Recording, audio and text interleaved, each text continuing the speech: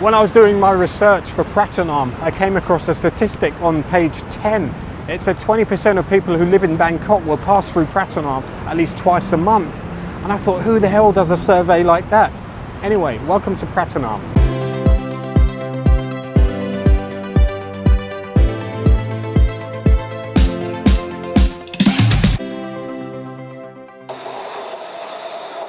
A friend of mine has offered something called the Pratunam Challenge. He thinks I can't find 5 attractive places in the whole area. Well, I'm out to prove him wrong, and we've made a fantastic start as we head along Petchaburi Road.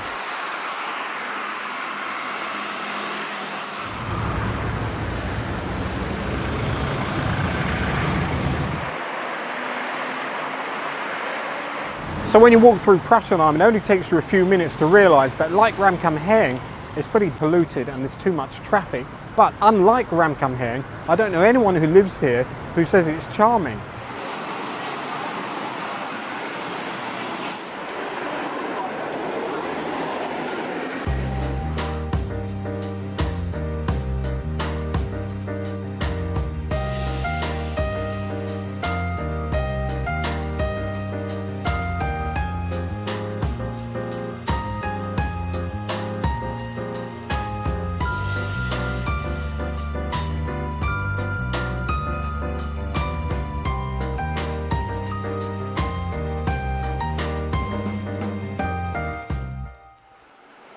I was always told if you want cheap clothes and fabrics, head to Pratunam Market. Well, I did, and most of it was closed, so I went down Soi 19 instead. Not much going on there, so I cut through to Soi 21, where there's a little market around the Baiyoke Sky Tower.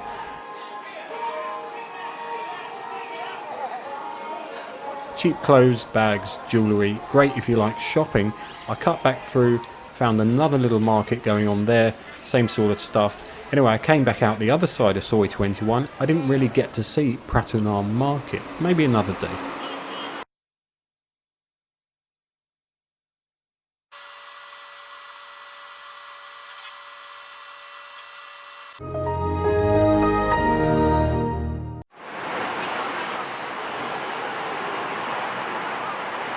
One of the necessary evils of the 90s and the early 2000s was the dreaded trip to Pantip Plaza. I used to love sitting in A&W waiting for the place to open, nursing a root beer.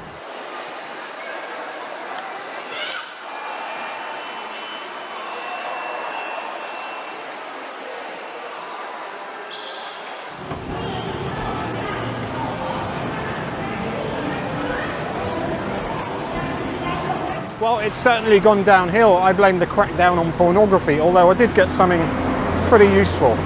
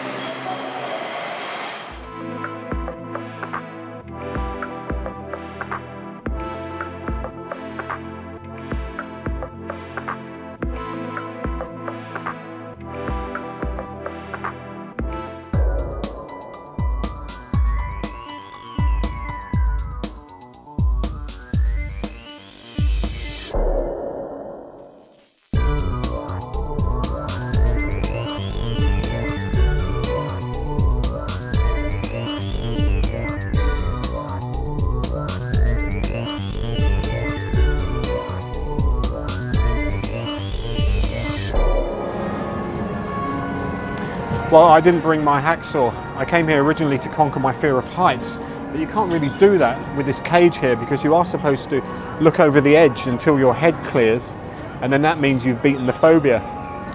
Anyway, we're 84 floors up. It's the Baiyoke Sky Tower, and a bit of interesting history that you probably know already. It was opened in 1997, and until 2016 it was the highest tower in the city, and that accolade now belongs to the Mahanakhon Tower, which is around here somewhere. The Mahanakhon Tower is actually double the price to go up to the top of, so it looks like I won't be doing a sat-on video for quite a while. Anyway, this is 400 to come up, and you get a free drink, so that's where we're going now.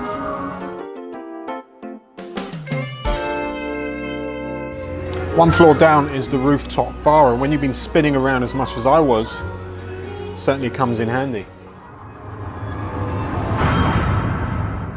There's also a ghost story connected to the hotel. It's about a construction worker who had an accident and died. Anyway, I don't know what floor it is or what room it's supposed to be in, but there's a great video of a girl who spends the night in one of the rooms hoping to catch a glimpse of the ghost. It's a little bit like Most Haunted, one of those programs. Anyway, I'll leave a link in the description, and it's a lot of fun.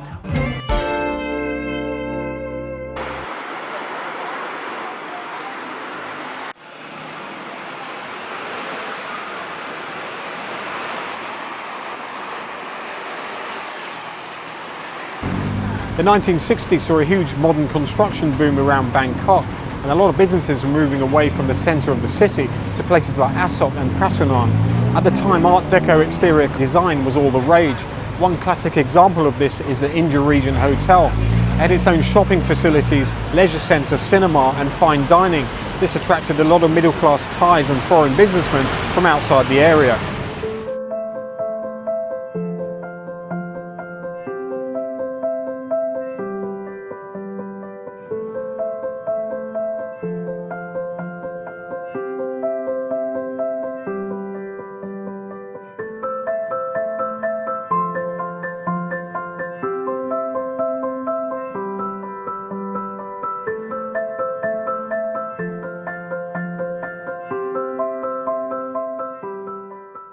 So the other question is, what's in the pipeline for Pratunam? Well, I've been doing my homework on this, and there's quite a lot.